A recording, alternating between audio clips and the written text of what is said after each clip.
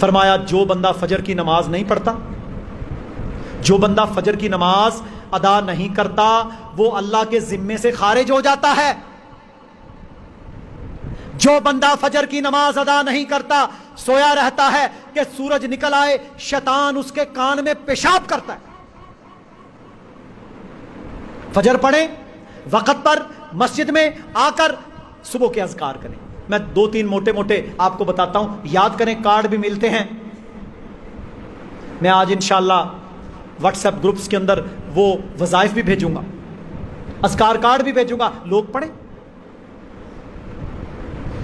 اللہ کے نبی نے کیا فرمایا صلی اللہ علیہ وسلم؟ فرمایا جو صبح اور شام 3 بار بسم اللہ الذی لا یضر مع اسمہ شیء فی الارض ولا فی السماء وهو السمیع العلیم